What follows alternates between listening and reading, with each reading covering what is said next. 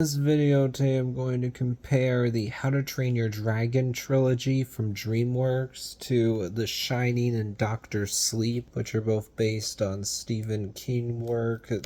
Doctor Sleep is a sequel to The Shining. First of all, we look at the highest Rotten Tomatoes score for each franchise. With How to Train Your Dragon, what's really impressive here is that the highest score is a 99% for the original How to Train Your Dragon movie.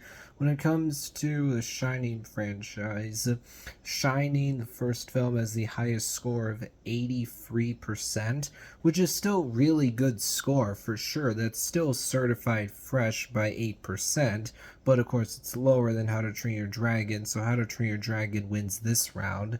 Then when we look at the lowest score for each franchise, with How to Train Your Dragon, the lowest score is a 90% for Hidden World. 90% is still a great score, so that's really impressive. When we look at The Shining, Doctor Sleep has the lowest score of 78%, which is not at all bad. That's still really good, but it obviously is lower, so How to Train Your Dragon is going to win again. Then when we look at the average score for each franchise, with How to Train Your Dragon, you have an average of 93, whereas with Shining, you have an average of 80.5. So How to Train Your Dragon wins again. Then when we look at how much of a disparity there is between the lowest and highest score, the Shining franchise actually does have a bit of a lower disparity because there's a gap of 5 between 83 and 78, whereas of How to Train Your Dragon, there's a gap of 9 between 99 and 90. Shining wins this round, but because How to Train Your Dragon already won 3 rounds, it's going to win this debate regardless of my personal opinion. But now let's look at that personal opinion. I enjoy both Shining and Doctor Sleep. They're certainly different from each other. Doctor Sleep, frankly, feels closer anyway to a comic book movie where you have villains that are set up right away. You understand that there are these creatures who are basically vampires that suck the life force from people to sustain themselves, to keep themselves alive.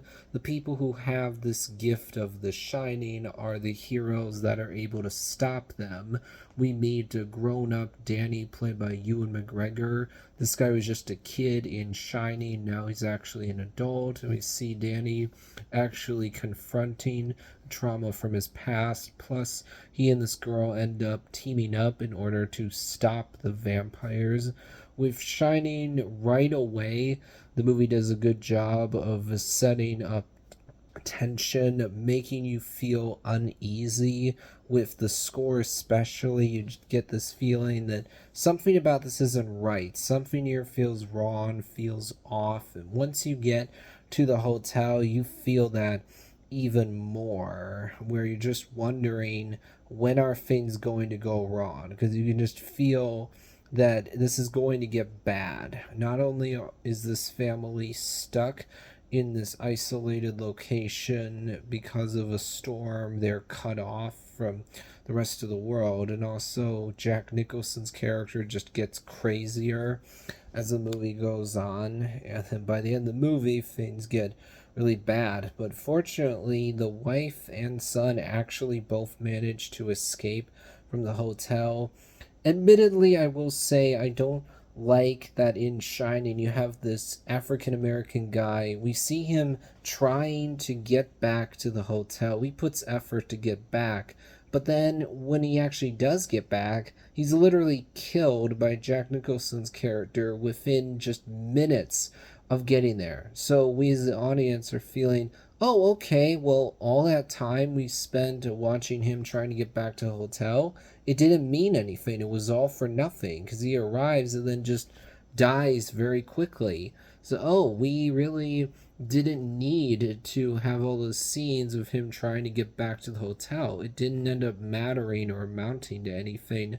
And while I get that Shining is a movie that isn't going to be for everybody, because there's definitely symbolism in there, especially at the end when you zoom in on that photo and we as the audience are wondering, well, what exactly does this mean?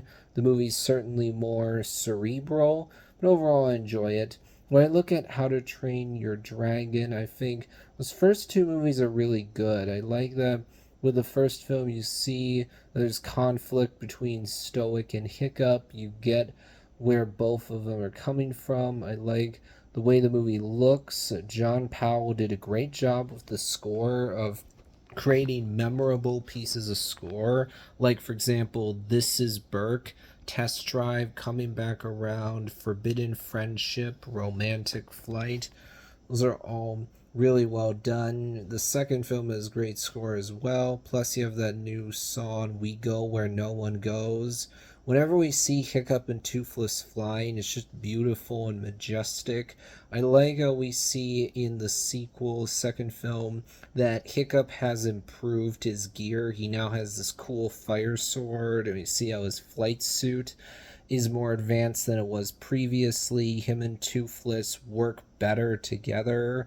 And also, I like Hiccup actually meeting his mom again, learning about the Bewilder Beast, meeting this nest of dragons, learning about actually seeing that there are all these dragons at this nest, which is being run by the Bewilder Beast.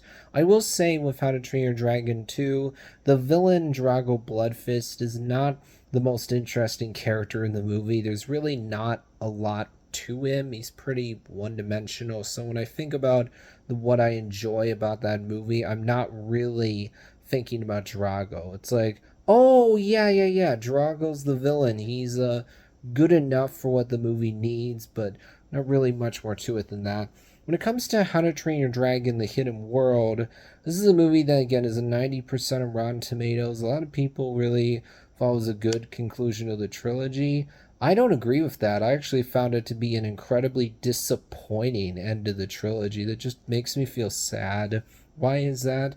Because, first of all, this idea that by the end, oh, Hiccup and the Burkians have decided we're just going to give up on dragons and humans living together in peace. No, it's just impossible. There's too much hate, too much bigotry, too much prejudice. So, whatever. Why put in any effort? We're just going to have the dragons go off to the hidden world. So, all the progress that seemed to have been made was actually just all for nothing.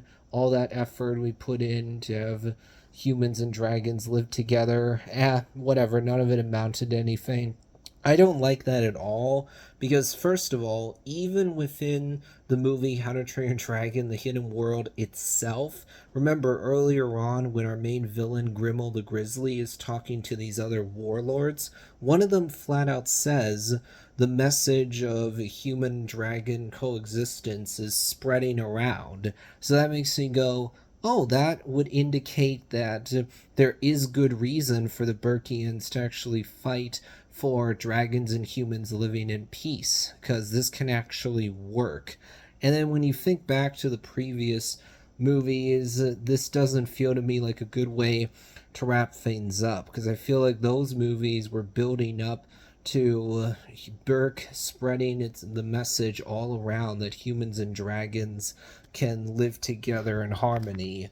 Also, think about what we see in the second movie, where the Burkians are up against Drago Bloodfist. It's not just that he had an army and a fleet, but also remember, he had a Bewildebeest on his side, this dragon that can control other dragons. And yet, despite that, not only was he defeated, but we saw that Burke did not give up when faced with this adversity. In fact, what we actually see is that this makes Burke stronger. It increases their resolve to continue trying to spread their message. And then you get to the third movie, and suddenly it's like, oh no, actually, we just need to give up. There's no hope at all. What? That doesn't make sense to me, because frankly, I think that Drago Bloodfist was a bigger threat to Burke than Grimmel the Grizzly actually was. Also, I don't like that the third film suddenly just says, oh, Toothless actually is the only Night Fury. There aren't any others around. I think that's such a bummer note to end things on. It's pretty depressing if you actually think about it for a second, because it means, oh, the Night Furies actually are flat out doomed to become extinct down the line. It's inevitably going to happen. Also, the idea that Toothless, with one mechanical fin, spends so much time not with any humans at all, with all these dragons, 10 years.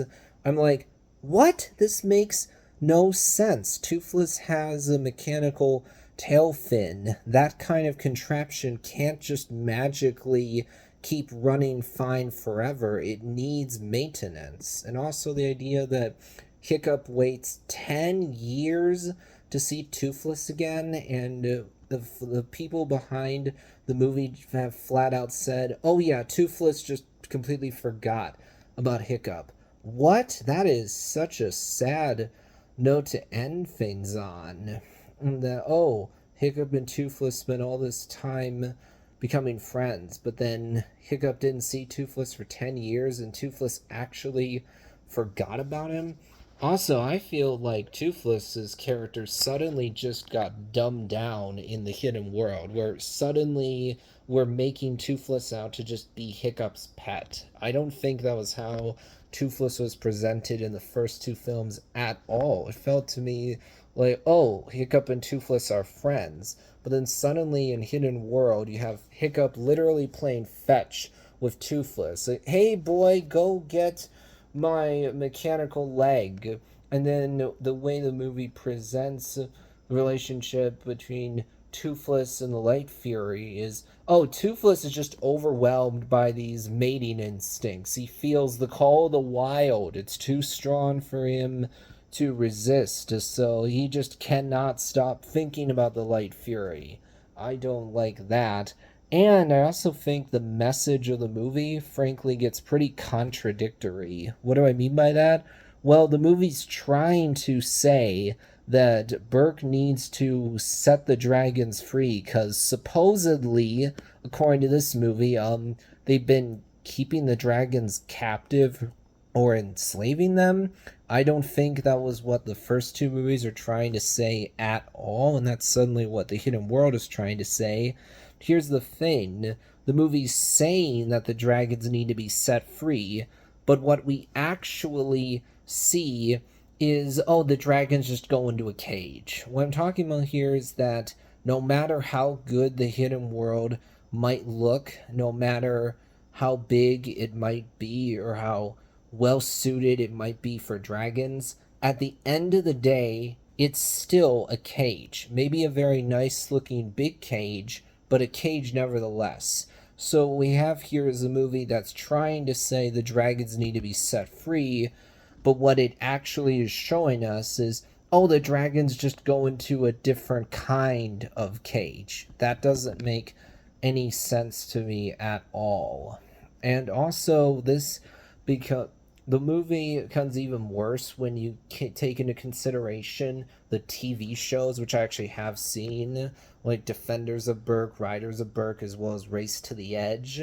How are all of Burke's allies going to feel when they learn that, oh, Burke suddenly, out of nowhere, just decided to give up? They suddenly unilaterally decided on their own that, oh, there's no hope for human and dragon coexistence. It's better for dragons to just leave, go into this cage called the Hidden World.